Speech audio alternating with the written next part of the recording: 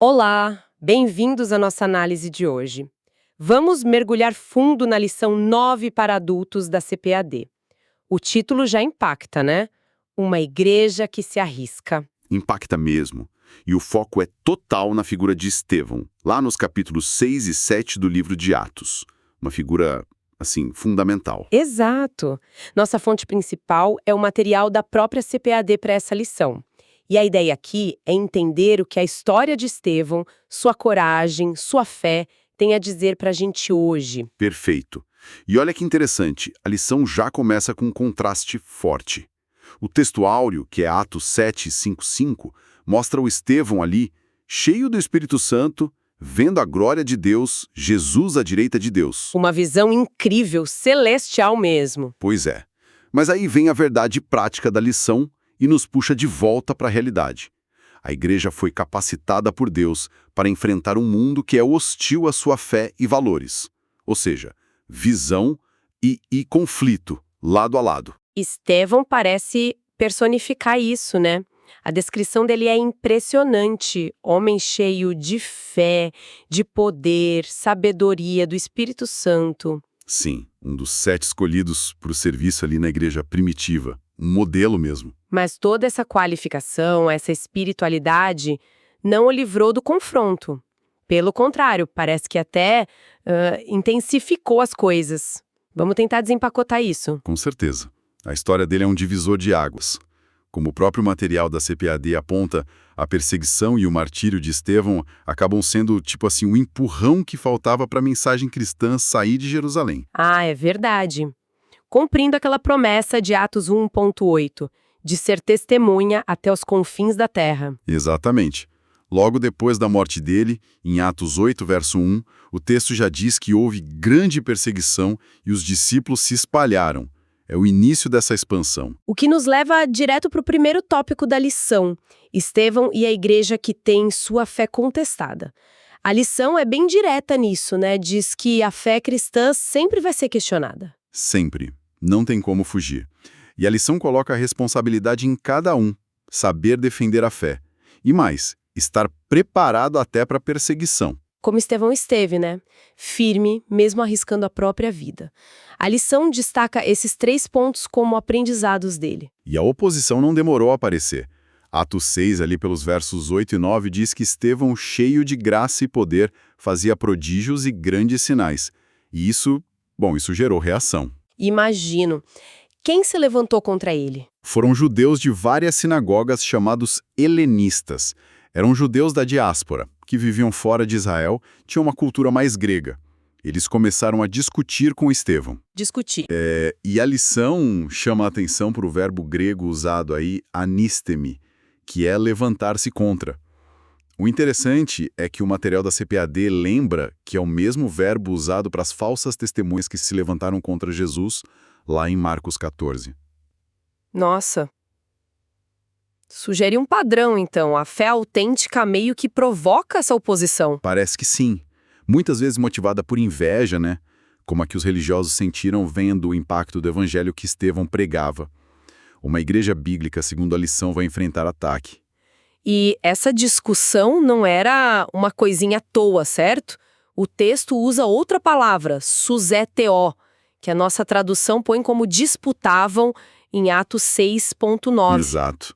E os dicionários, como a lição aponta, indicam que suzeteo não é só uma troca de ideias. Implica um debate mais formal, sabe? Filosófico, religioso, onde um lado tenta impor sua visão de mundo, sua narrativa. Eles queriam anular a mensagem de Estevão, então.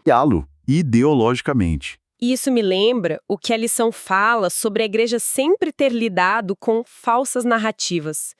Parece que essa tática é antiga. Muito antiga. A fonte da CPAD dá exemplos. Jesus acusado de enganar o povo, lá em João 7. E depois inventaram que roubaram o corpo dele, Mateus 28. Isso e Paulo, acusado de pregar contra César ou deuses estranhos, Atos 17. A lição faz essa ponte com os dias de hoje, alertando que narrativas ainda são construídas para minar o testemunho da igreja. Faz todo sentido.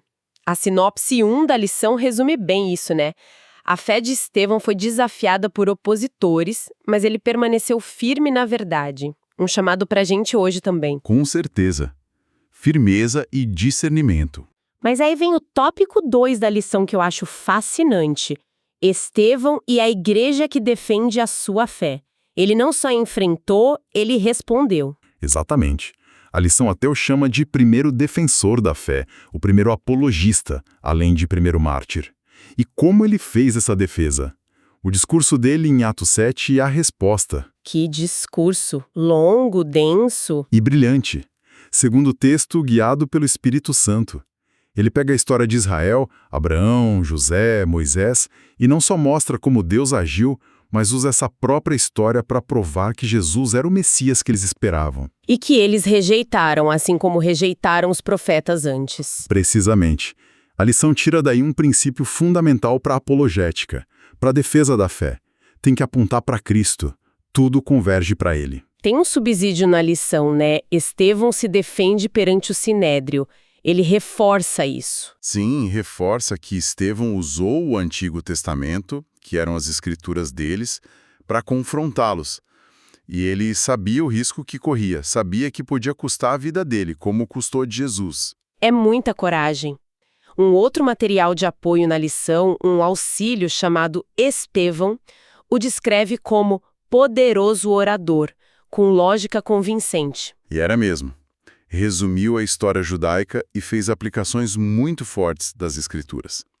Esse auxílio também menciona algo importante, o impacto que a morte dele teve em Saulo. Que depois virou Paulo, o apóstolo. Uma consequência inesperada, talvez. Totalmente.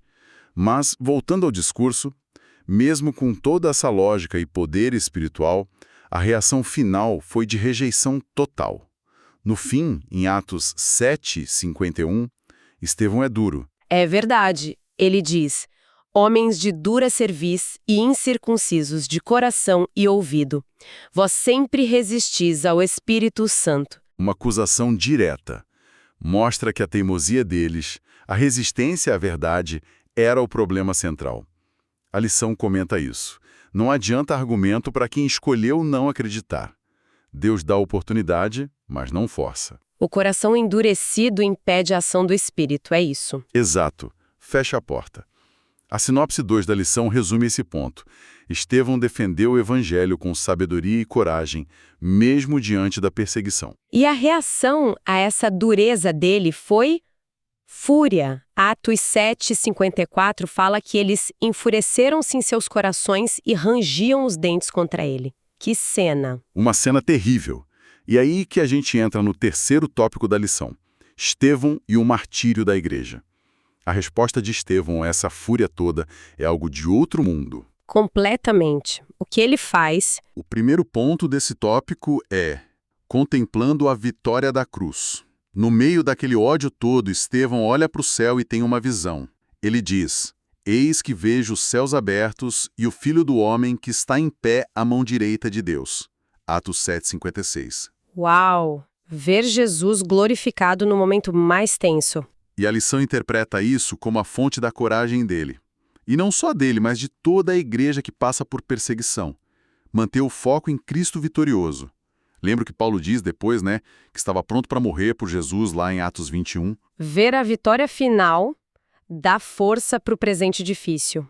Faz sentido. E tem um subsídio interessante na lição, honrando a Deus, que nota que essa visão de Estevão confirmava que o próprio Jesus tinha dito sobre estar à direita de Deus, lá em Mateus 26. O que provavelmente irritou ainda mais os líderes ali. Com certeza. Mas a lição tira daí um princípio.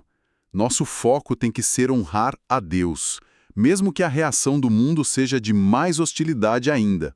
O testemunho vem primeiro. E o ato final de Estevão, nossa, é o auge disso tudo. O segundo ponto do tópico é perdoando o agressor. É o ápice. Enquanto eles o apedrejavam, ele se ajoelha e clama em alta voz: Senhor, não lhes imputes este pecado. Atos 7:60. Morrer perdoando quem está te matando. É algo sobre-humano. É o modelo máximo, segundo a lição, de uma igreja que se sacrifica, que se arrisca pelo perdido. Uma igreja que não teme a morte porque está olhando para a coroa da vida, como diz Apocalipse 2:10. É a fé levada à última consequência. A sinopse 3 fecha bem essa ideia. A fidelidade de Estevão a Cristo o levou ao martírio, tornando um exemplo de perseverança na fé. Exatamente. Um exemplo poderoso. Então, juntando todas essas peças que a lição da CPAD nos deu, a conclusão é muito forte. Estevão surge como um modelo dessa igreja bíblica autêntica que a lição propõe. Sim, uma igreja qualificada pelo Espírito, cheia de fé. Sem medo de se posicionar contra uma cultura hostil, sem medo do sofrimento, nem da morte por causa da sua fé. É o retrato da igreja que se arrisca, como diz o título. E isso nos leva de volta à verdade prática lá do comecinho. Essa capacidade de enfrentar tudo isso não vem da igreja em si, mas é uma capacitação de Deus. A história de Estevão, do jeito que a CPAD apresenta, é um espelho e um chamado para nós hoje. Um chamado à coragem para defender a fé, a fidelidade mesmo quando aperta. E a graça para perdoar. A aplicação prática que a lição sugere é bem clara. Confiar em Deus, defender o Evangelho com coragem, com ousadia e viver de um jeito que Cristo seja visto na gente. Refletindo a glória dele, mesmo no meio do sofrimento, com graça, verdade e ousadia. Gostei disso. É um desafio em tanto. Ok, então só para a gente amarrar as ideias principais dessa nossa análise da lição 9, primeiro, vimos que enfrentar a oposição por causa da fé é algo esperado, não deveria nos surpreender. Segundo, a defesa da fé precisa ser feita com sabedoria, com coragem, mas sempre, sempre apontando para Cristo. Ele é o centro. E terceiro, o exemplo de Estevão vai até o fim, mostrando uma fidelidade extrema que culmina naquele perdão radical mesmo na hora da morte. E a aplicação disso para hoje, como a gente viu, é que a fé verdadeira se prova na perseverança. Não é só o que a gente fala, é a vida toda como testemunho. Refletindo a glória de Deus com graça e ousadia, principalmente nos momentos difíceis, como foi para Estevão. Exatamente. E para a gente ficar pensando um pouco mais, a introdução da lição mencionou que a morte de Estevão, que foi algo terrível, acabou sendo o gatilho para a igreja se espalhar, para a missão avançar. É verdade, foi um ponto crucial lá no início. Então fica a reflexão. Será que hoje também, aqueles momentos que parecem de derrota, de maior dificuldade, de perseguição talvez, será que eles não podem ser, na verdade, instrumentos inesperados de Deus para fortalecer e até expandir a fé e a sua missão no mundo? Uma pergunta poderosa. Como Deus pode transformar o que parece ser o fim em um novo começo, né? Exato. Algo para a gente continuar a explorar e refletir.